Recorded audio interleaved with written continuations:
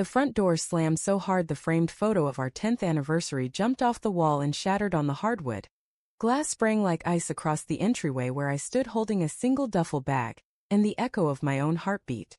Sarah's face was unrecognizable, eyes swollen red, lips trembling with something between rage and terror, and behind her, clutching a crumpled tissue, our 16-year-old daughter Lily stared at me like I was a stranger wearing her father's skin. "Get out," Sarah whispered first, then screamed it, the words slicing straight through the 22 years I'd spent building a life inside these walls. "Take whatever you need and never come back." I opened my mouth but nothing came. Only the taste of copper where I'd bitten my tongue to keep from begging in front of the child we'd raised together. It started 3 weeks earlier, though I wouldn't piece the timeline together until much later, when the nights were long and the silence in my new apartment pressed against my eardrums like water. I came home from the late shift at the firm, shoulders aching from 12 hours of spreadsheets, and found Sarah in the kitchen with her phone face down on the marble island, screen still glowing through the case. She flinched when I kissed the back of her neck, the way I'd done every night since Lily was in diapers. "Long day?" I asked, reaching for the bottle of red we kept above the fridge. She nodded too quickly, fingers curling around the phone like it might leap away. "Lily's upstairs doing homework," she said, voice pitched half an octave higher than usual. I chalked it up to exhaustion. We'd both been burning the candle at both ends since Lily started preparing for the SAT. But that night, when I rolled over to trace the familiar curve of Sarah's spine under the sheets, she stayed rigid, breathing shallow, until I pretended to fall asleep just to give her permission to relax. The first real fracture appeared on a Tuesday that smelled like rain. I'd forgotten my laptop charger at the office and doubled back, cutting through the alley behind the house instead of the front walk. Through the kitchen window I saw them, Sarah and Lily, heads bent together over Sarah's phone, both of them crying. My key was already in the lock, but something glued my feet to the wet concrete. Lily's voice carried, thin and shaking. "He'll hate me if he finds out." Sarah shushed her, thumb stroking the screen like it was a wounded animal. "We'll fix this before he ever has to know." I told myself it was college stress, money, anything ordinary. I slipped away before they heard the gate creak and spent the night on the couch in my office, pretending I'd pulled an all-nighter for a client. Doubt is a slow drip, not a flood.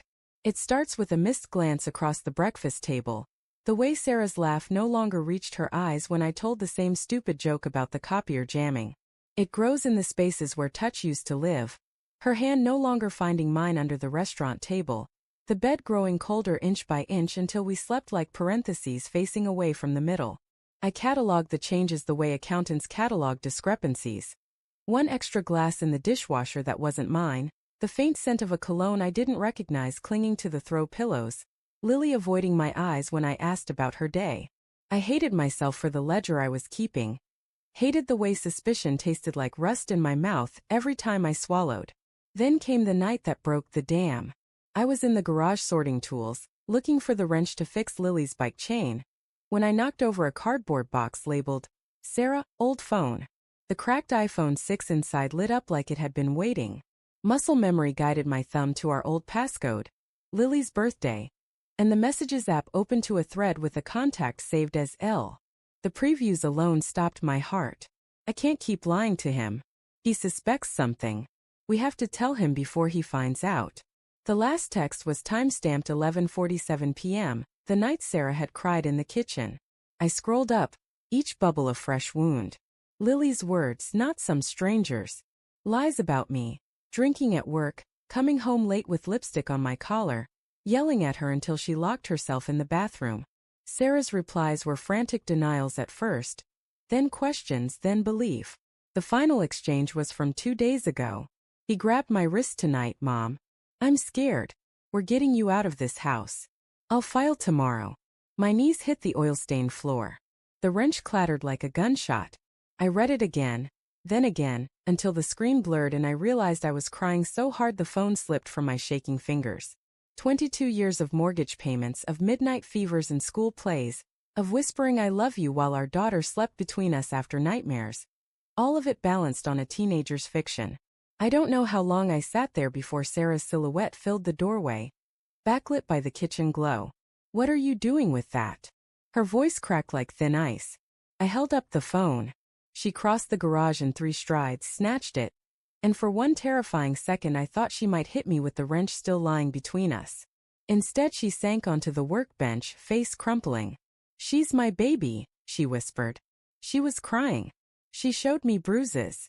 "There are no bruises," I said, and the words came out flat, dead.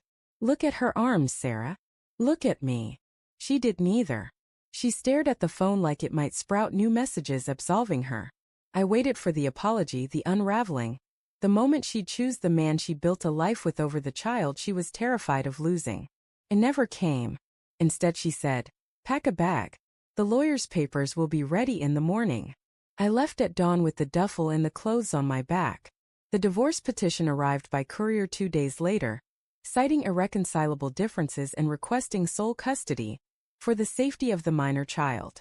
I sat on the sagging motel bed and laughed until I gagged. Laughed at the irony of being erased from my own daughter's life by the person I'd taught to ride a bike. My sister Jen drove 3 hours to sit with me while I stared at the walls. "Fight it," she said. "DNA doesn't lie." But I couldn't imagine dragging Lily into a courtroom, watching her spin more stories under oath. I signed the financial disclosure, initialed every page that stripped me of the house, the dog, the college fund I'd started when Lily was 3. I kept only the photo of the 3 of us at Disneyland, the one where Sarah's head is thrown back mid-laugh and Lily's Mickey ears are too big for her head. The truth surfaced in pieces, the way a drowned body bumps against the pier until someone finally notices. First the school counselor called. Lily had missed 3 sessions, claimed family emergency. Then my coworker Mark, who coached Lily's soccer team, mentioned she'd quit after I stopped showing up to games. Each breadcrumb led back to the same rotting loaf. I hired a private investigator not for revenge but for proof, something concrete to wave in front of Sarah before she auctioned off our life. The report came back with screenshots from Lily's Finsta. Posts about wanting to live with her real friends in California. About how if Dad were gone Mom would finally let her transfer schools. The bruises? Makeup tutorial gone wrong. Documented in a now-deleted TikTok. The late nights? Study groups that ended with Uber receipts to a boyfriend's house. Every accusation a carefully placed landmine designed to blow up the one obstacle between Lily and the freedom she thought adulthood promised. I mailed Sarah the report with no note, just a sticky tab on the page that read Page 7. Read it out loud to her. She showed up at the motel 3 nights later, eyes hollow, hair unwashed, clutching the papers like a death certificate. "I made her read every line," she said. Her voice was gravel. She cried, then she got angry. Then she admitted everything. Sarah sank onto the carpet because the room had no chairs. She said she was scared of growing up here, scared of disappointing us both. That lying felt easier than asking to leave. She looked up at me, mascara tracks carving rivers down her cheeks. "I chose her fear over 22 years of you. I'm so sorry doesn't cover it." We sat in silence long enough for the ice machine down the hall to cycle twice. I wanted to hate her, wanted the anger to cauterize the wound, but all I felt was the hollow where trust used to live. "Did you ever love me enough to ask me directly?" I said. She nodded, then shook her head, then nodded again. "I was drowning," she whispered, "and I pulled you under to save her."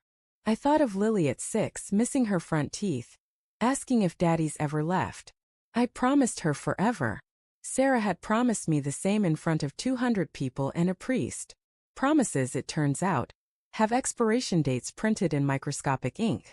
The divorce went through uncontested. Sarah kept the house. I kept my name on the mortgage until Lily graduated, a final tether I couldn't bring myself to cut. We sold the Disney photo at the estate sale. Some couple bought it thinking it was vintage happiness. Lily texts sometimes, short bursts of guilt and emojis, but the words feel borrowed from therapy worksheets.